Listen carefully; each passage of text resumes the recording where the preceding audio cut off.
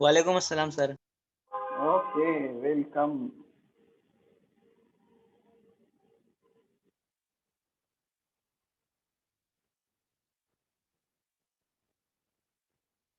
देखो, last lesson चल रहा था अपना। लास्ट लेसन का नाम था structure of atoms and nuclei. Atom कैसा रहता, उसके बारे में कई थेरिया स्टडी किए। उससे ज्यादा थेरिया रेफरेंस बुक में आपको मिलेंगी। सबसे पहले थेरी थी डाल्टन थेरी। डाल्टन ने क्या बोला था? Electron is indestructible. Electron sorry, atom is indestructible. Atom का सबसे छोटा पार्ट, सॉरी, मैटर का सबसे छोटा पार्ट था एटम। एटम को डिवाइड नहीं कर सकते, एटम सबसे छोटा पार्ट, इसलिए इसने दिया था atom is the smallest part of an matter. अब उसके बाद एक साइंटिस्ट आया था, जे जे थॉमसन। ये सब लास्ट टाइम हो गया था, थोड़ा सा रिवीजन लेंगे। जे जे थॉमसन आया था, उसने क्या करा? He discovered electron. Discovery of electron goes to J. J. Thomson in 1887. So, due to that discovery of electron, we have to change that the model of Dalton. Atom is not the smallest part of substance.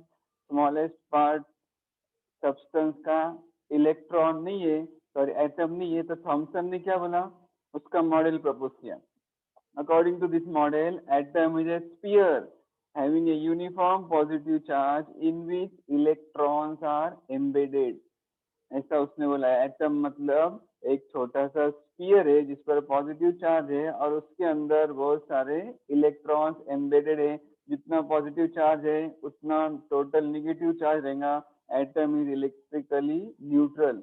उसके बाद एक experiment बताया था मैंने last time, Geiger and Marsden experiment, जो अपने syllabus में omit हो गया हुआ है, रिड्यूस हो गया हुआ है। लेकिन ये एक्सपेरिमेंट यूज करके रुदरफोर्ड ने उसका एटॉमिक मॉडल दिया। रुदरफोर्ड ने जे जे थॉमसन के मॉडल को डिस्कार्ड कर दिया, उसको गलत साबित किया। यूज किया गीगर मार्सदेन के कंक्लूजन, और उसने क्या दिया? Entire positive charge and almost most of the mass of the electron is concentrated in the central nucleus and electron revolve in circular orbit.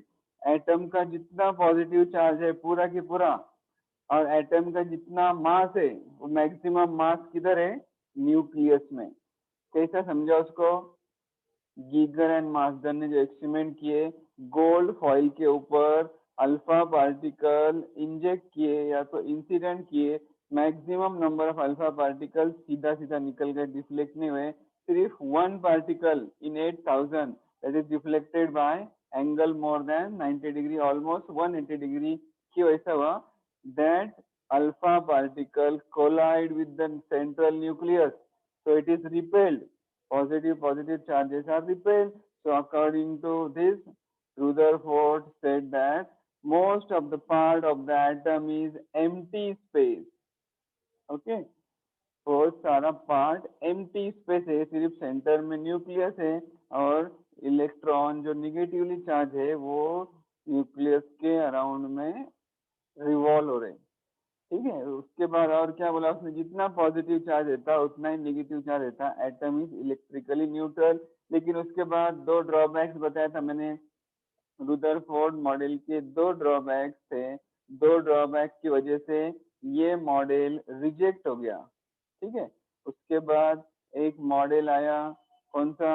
जो अभी फिलहाल चल रहा है, इसका मैक्सिमम पार्ट एक्सेप्ट हो गया, Bohr's atomic model.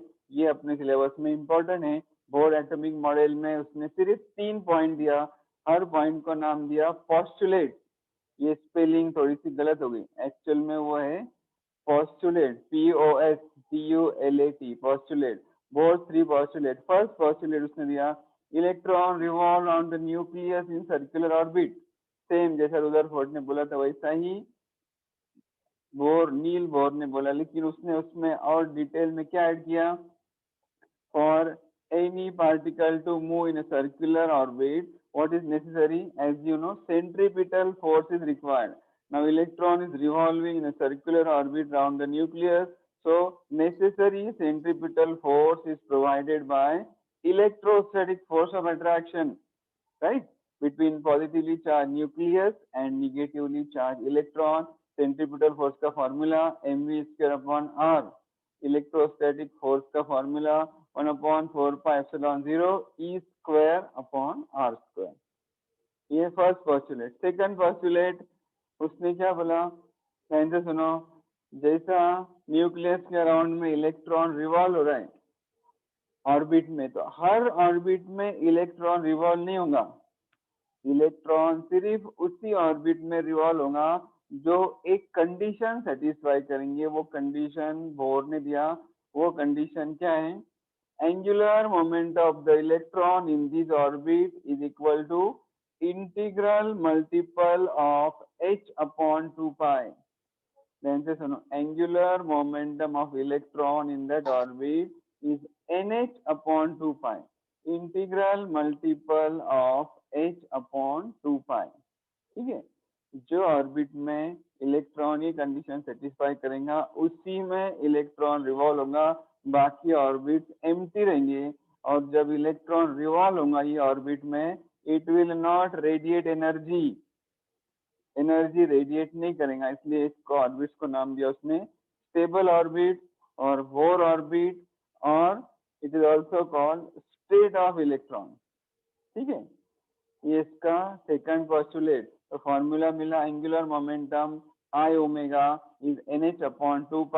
Last time लगा था, I ओमेगा की जगह लिखेंगे mvr is equal to nh/2π।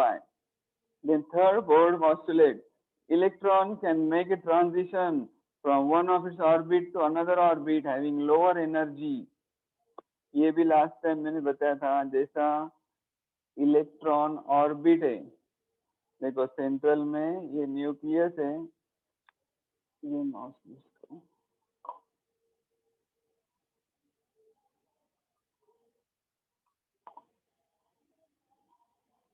Just minute. देखो न्यूक्लियस है, ऐसे बहुत सारे इलेक्ट्रॉनिक ऑर्बिट है, सर्कुलर ऑर्बिट। ये न्यूक्लियस है, first orbit, second orbit, third orbit, fourth orbit, ऐसे ऑर्बिट है। अब इलेक्ट्रॉन लोअर ऑर्बिट में से जब ऊपर के ऑर्बिट में जाएगा, it is said to be in excited state when it jumps from outer orbit to inner orbit. When it jumps from higher energy level to lower energy level, it will emit energy. It will emit photon of energy h nu। h nu इतने energy का वो photon emit करेगा। ये bore का third postulate है। Okay, फिर एक बार सुनो। Electron can make a transition from one of its orbit to another orbit having lower energy. In doing so, it emits a photon of energy equal to difference in its energies in the two orbits। मतलब समझो बाहर के orbit में उसकी energy रहेंगी em, अंदर के orbit में रहेंगी en। तो दोनों का माइनस em माइनस en जो आएगा, उतना एनर्जी का फोटोन इमिट होगा। ऐसा उसका था थर्ड पोस्टुलेट। ऐसे बोर के तीन पोस्टुलेट स्टडी किए। ठीक है, अब देखो तीन पोस्टुलेट लास्ट टाइम थे, उसका यूज करके अपने को आगे स्टडी करना है। फर्स्ट पॉइंट है radius of the orbit. Orbit का रेडियस फाइंड करना है। कैसा करेंगे देखो। अब पहले दो पोस्टुलेट यूज करेंगे। Consider an electron revolving around the nucleus in circular orbit.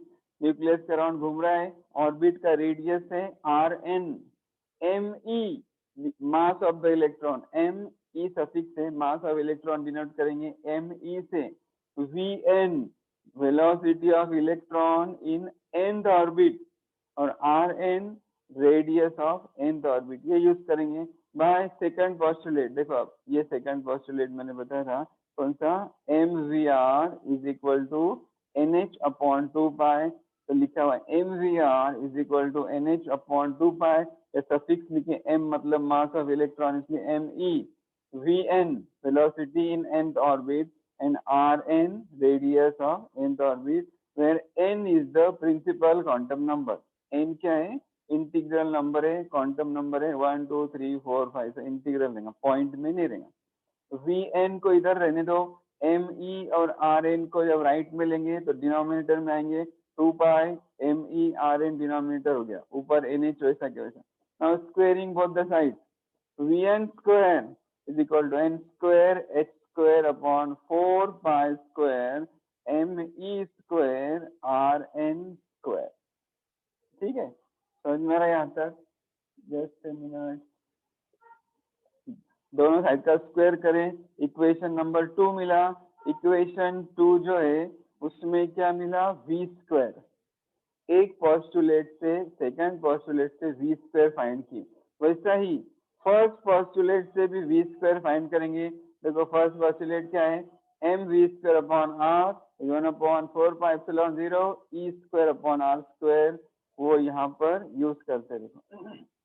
Bye first postulate for Z number of atoms, यहाँ और एक चीज जेड केमिस्ट्री में था, दो नंबर आपने स्टडी किए, एक एटॉमिक नंबर, दूसरा mass number. Atomic number is denoted by Z, atomic number is number of protons or number of electrons in an atom z। for z number of atoms देखो first question mv square upon r is 1/4πε0 z e square upon r square, ये suffix दिया me vn rn, ये rn। तो हमारा first postulate लिखा हुआ है। अब इस पर से वी स्क्वायर फाइंड करेंगे, तो V square V N square are N, देखो यहाँ एक आर एन है और यहाँ दो आर एन है, तो एक आर एन कैंसिल हो जाएगा, आर एन ये स्क्वायर हट जाएगा।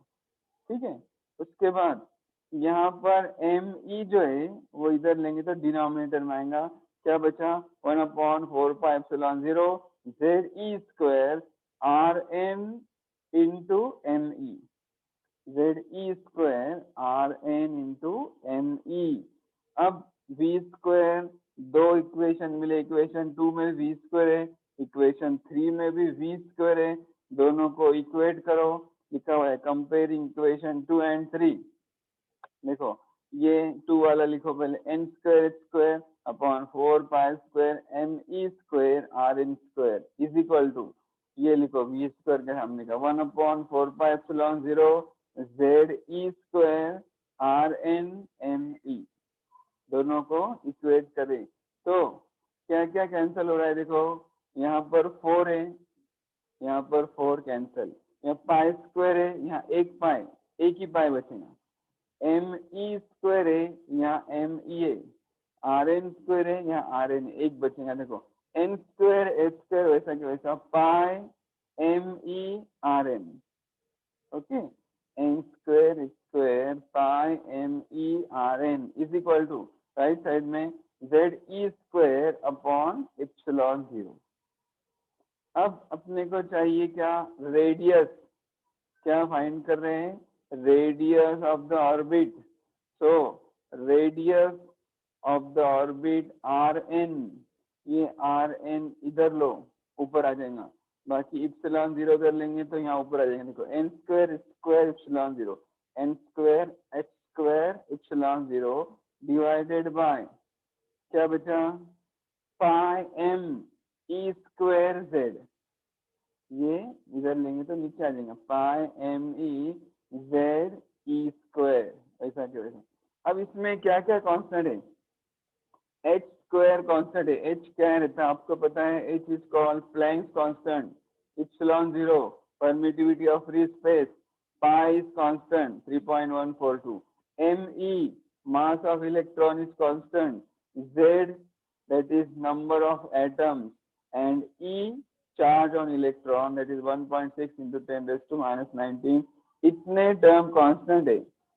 तो यहाँ वहाँ R N is directly proportional to N square, are N is directly proportional to N square where this term is constant, H square epsilon 0 by M E Z E square constant. ये मिला एक फॉर्मूला, R N is directly proportional to N square. ये words में कैसा लिखेंगे, radius of the orbit is directly proportional to the square of the principal quantum number. R क्या है, रेडियस ऑफ ऑर्बिट, एन क्या है, प्रिंसिपल ऑफ क्वांटम नंबर, उसका square लिया, radius of the orbit is directly proportional to square of the principal quantum number. अगर first orbit लेंगे, ध्यान से सुनो, फर्स्ट ऑर्बिट में R1 is directly proportional to 1 square. Second orbit R2 directly proportional to 2 square means 4. Third orbit R3 directly proportional to 9. ऐसा ये formula important है, याद रखो. Radius of the force orbit Rn is n square square epsilon 0 upon pi me z e square. Okay अब उस पर से और एक चीज फाइंड करने का है, energy of the electron. Electron का एनर्जी अलग अलग ऑर्बिट में, फर्स्ट ऑर्बिट में कितना, सेकंड में कितना, थर्ड में कितना, वो फाइंड करने का है. तो we'll find energy of the electron. Total energy of the orbiting electron is the sum of its kinetic energy and potential energy. Okay, electron is revolving around the nucleus, means electron is in motion.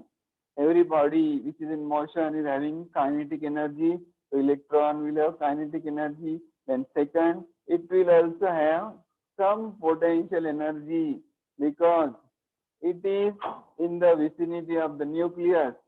It is bound to the nucleus. It will have some potential energy. So we will first find kinetic energy, then we will find potential energy, then total addition of these two will give total energy of the electron. First we will find kinetic energy. We will denote it as En. So En is the total energy of the electron in nth orbit. Kinetic energy of electron, general formula, half mv square. Kinetic energy is half MeVn square. Mass of electron Me, velocity of electron in nth orbit Vn square. ठीक है, kinetic energy का general formula half mv square. अब first postulate use करेंगे, mv square upon r is 1 upon 4 pi epsilon 0 z e square upon r square. Suffix हो MeVn square upon Rn 1 upon 4 pi epsilon 0 z square upon Rn square. So Rn and Rn square, one Rn will cancel, यहाँ सिर्फ एक Rn बचेगा, ये Rn cancel होगा, मिला mv square is 1 upon 4 pi epsilon 0 z e square upon Rn. Kinetic energy का formula रहता half mv square, इधर इसलिए हाफ से इधर भी मल्टीप्लाई करो, हाफ से इधर भी मल्टीप्लाई करो, you will get half MeVn square is 1 half into bracket 1 upon 4 pi epsilon 0 z e square upon Rn. So this is the formula for kinetic energy. You can directly write Ke is 1 upon 8 pi epsilon 0 z e square upon Rn. This is the kinetic energy of electron. Now we will find the potential energy. Formula for potential energy is potential into charge of electron. Potential का nucleus जो है, nucleus के surrounding में कितना potential रहता, तो आपको पता है 11 में देखे थे 1 upon 4 pi epsilon 0 z e upon Rn. Potential का फॉर्मूला है 1 upon 4 pi epsilon 0 z e upon Rn. यहाँ पर एक इलेक्ट्रॉन लाके रख दो जिसका चार्ज है -e, तो पोटेंशियल एनर्जी मिलेंगी, इसको -e से मल्टीप्लाई करो. Potential energy is potential into charge of electron, so you will get minus sign z e square, e into e square divided by 4 pi epsilon 0 Rn. Now addition of these two, kinetic energy and potential energy, is total energy. First kinetic energy, this one 1 upon 8 pi epsilon 0 z e square upon Rn minus this, instead of plus we will take minus because potential energy is having negative charge, z e square upon 4 pi epsilon 0 Rn. The minus 1 upon 8 minus 1 upon 4 is minus 1 upon 8. समझ में आ रहा है? 1 upon 8, बाकी सब चीजें common है, same है. 1 upon 8 minus 1 upon 4 will be minus 1 upon 8. तो minus 1 upon 8, बाकी सेम है, z e square upon pi epsilon 0 Rn. ये मिला टोटल एनर्जी का फॉर्मूला. Z है एटॉमिक नंबर, E है charge of electron 8 pi epsilon 0, Rn क्या है? Rn is the radius of the orbit, जो अभी इससे पहले फाइंड किए, क्या आया था? Rn this one, n square epsilon 0 pi MEZ E square, वो वैल्यू Rn की जगह सब्स्टिट्यूट करेंगे। Okay, putting Rn is n square epsilon 0 pi MEZ E square, we get, ये वैल्यू इधर डालो, डिनोमिनेटर में आएगा ये नीचे, इसलिए डिनोमिनेटर में आएगा n square epsilon 0, okay epsilon 0, और ऊपर जाएगा पाई MEZ E स्क्वायर, और जो भी कैंसिल होगा वो मिला के बचेगा En का final formula minus ME Z square E raised to 4 divided by 8 epsilon 0 n square h square. यहाँ पर आया negative sign, the negative value of the energy indicates that electron is bound inside the atom. Negative sign indicates that electron is bound to the nucleus, positive negative charge की वजह से, that is bound to the nucleus. अब ये फॉर्मूले में क्या क्या है देखो, कांस्टेंट क्या क्या है? Me मास ऑफ इलेक्ट्रॉन कितना रहता? 9.11 इंटू 10⁻31। E स्क्वायर, E कितना रहता? 1.6 इंटू 10⁻19। फिर n quantum number, epsilon 0 h square, ये सब वैल्यू जब डालेंगे तो आंसर आएगा देखो -13.6, आंसर आएगा -13.6।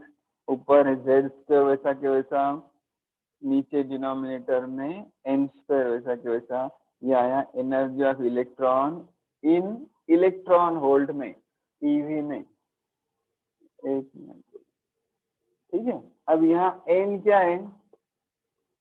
n is principal quantum number और integral number, it is having value 1 2 3 dash dash. अगर n का वैल्यू सब्स्टिट्यूट करेंगे तो क्या आएगा? इससे पहले देखो z क्या है? z is the number of protons और number of electrons. Hydrogen atom में नंबर ऑफ इलेक्ट्रॉन्स कितना रहता? 1। बोर ने हाइड्रोजन एटम में क्यों सिलेक्ट किया? क्योंकि उसमें नंबर ऑफ इलेक्ट्रॉन्स रहता 1, उसको पूरे इसकी थ्योरी प्रपोज करने में इजी है। तो for hydrogen atom z is equal to 1, या z का वैल्यू जब 1 डालेंगे, En क्या आएगा? En will be -13.6 upon n square. En is energy of electron is -13.6 upon n square EV, ये एनर्जी का यूनिट लिखा है इलेक्ट्रॉन। अब फर्स्ट ऑर्बिट के लिए n कितना रहता? 1, इसलिए energy of electron in first orbit E1, n का वैल्यू 1 डालेंगे, आएगा -13.6। Energy of electron in second orbit, value of n will be 2, तो -13.6 अपॉन 4, 2 स्क्वायर 4, -13.6 अपॉन 4 करेंगे, आंसर आता -3.4 इलेक्ट्रॉन वोल्ट।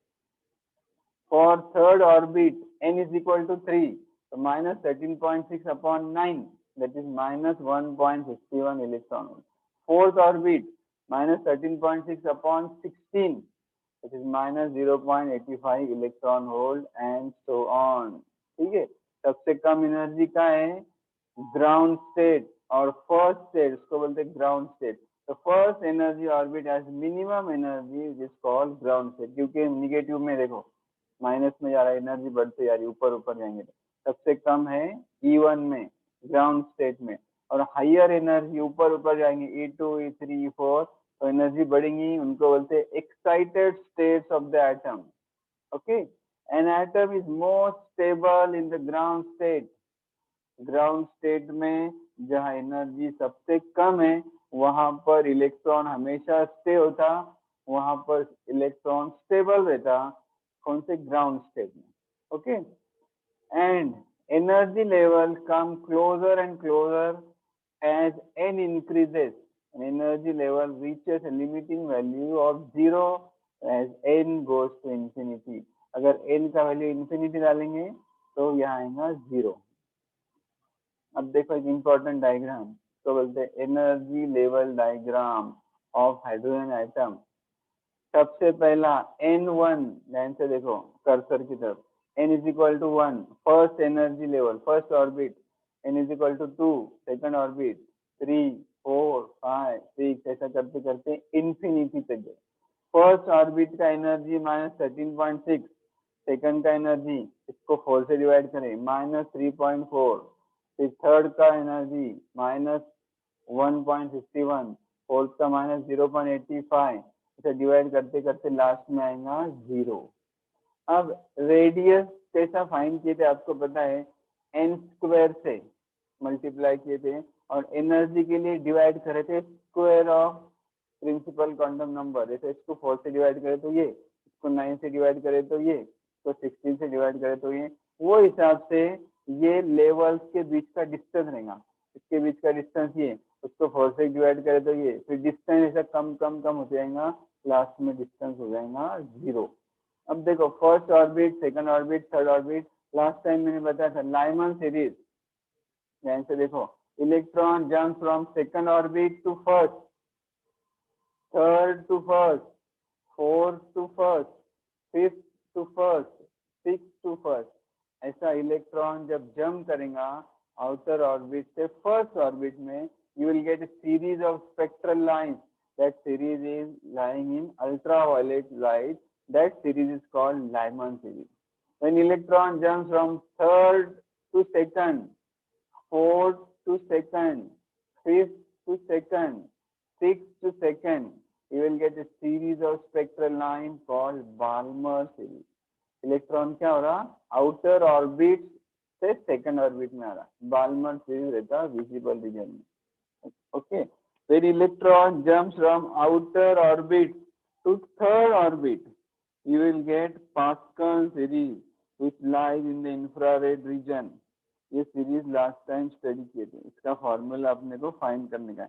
तो यहाँ पर 3 सीरीज है, Lyman series n is equal to 1, Balmer series 2, Pascal series 3। इसको बोलते हैं energy level diagram. Okay, the energy required to take an electron from ground state to an excited state is called excitation energy। मतलब electron को ground state से ऊपर के state में लाने के लिए जो एनर्जी लग रही तो बोलते हैं एक्साइटेशन एनर्जी। जैसा कि ग्राउंड स्टेट में से फर्स्ट ऑर्बिट में से सेकंड ऑर्बिट में ले आने कितनी एनर्जी लगेगी, तो -3.4 -13.6, देखो -3.4 -13.6, इट इज 10.2 इलेक्ट्रॉन वोल्ट। तो excitation energy for first orbit is plus 10.2 electron. अब इलेक्ट्रॉन ग्राउंड स्टेट में रहता है, उसकी एनर्जी कितनी रहती, -13.6। ये इलेक्ट्रॉन को हाइड्रोजन एटम के बाहर निकाल देना है तो कितनी एनर्जी सप्लाई करना पड़ेगी, +13.6। वो एनर्जी को बोलते हैं बाइंडिंग एनर्जी और उसको बोलते हैं ionisation energy. Okay, ionisation energy कितनी रहेंगी, +13.6। तो बाइंडिंग एनर्जी कितनी रहेंगी, +13.6। किसको बोलते हैं, सुनो, the binding energy of an atom is the minimum amount of energy required to be given to an electron in the ground state of that atom to set the electron free। Ground state में जब electron है उसको जितनी energy देंगे वो free हो जाएगा, वो एनर्जी को बोलते हैं बाइंडिंग एनर्जी। कितनी रहेंगी वो, इलेक्ट्रॉन हाइड्रोजन एटम के लिए 13.6 इलेक्ट्रॉन वोल्ट। ठीक है, अब देखो ये एनर्जी लेवल डायग्राम है, इसके लिए फॉर्मूला फाइंड करना है। थर्ड पॉस्टुलेट क्या बताया था मैंने, when electron jumps from higher orbit to lower orbit it will emit photon of energy h nu, and the energy of that photon is difference of electron in outer orbit and inner orbit।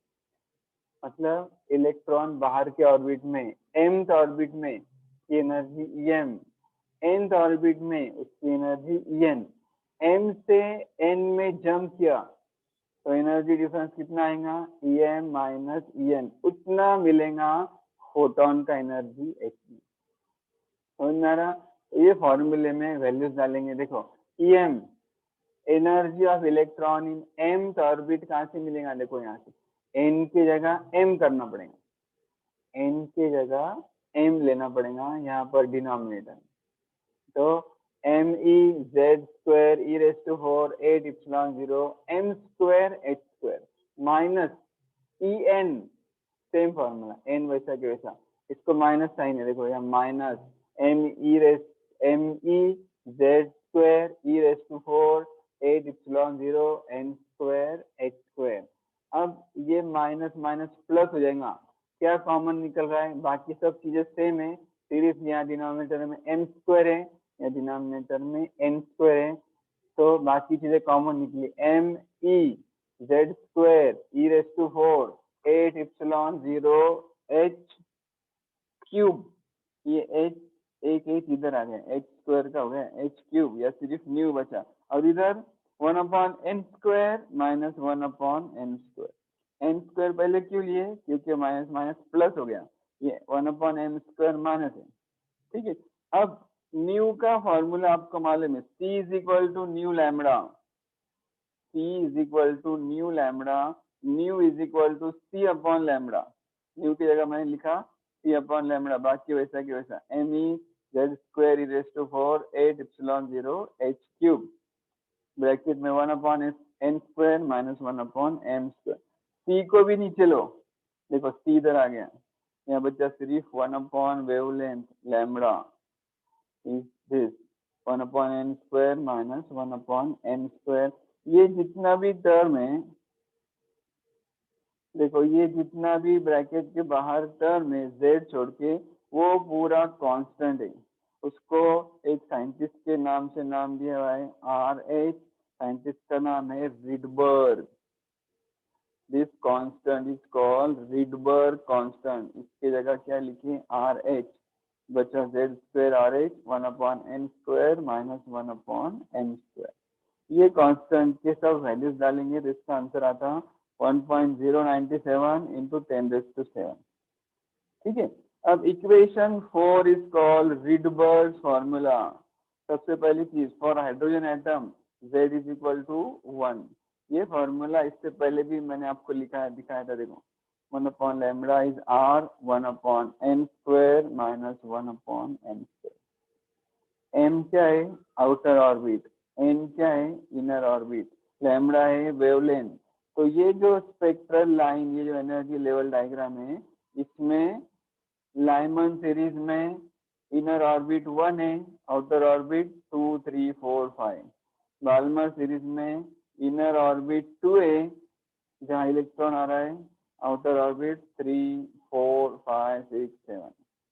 Pascal series में inner orbit n3 है, outer orbit मतलब m कभी 4 है, कभी 5, कभी 6। तो ये जो एनर्जी लेवल डायग्राम में जो डायग्राम बनी हुई है, वो कौन सा फॉर्मूला यूज किया उन्होंने, रिडबर्ग फॉर्मूला।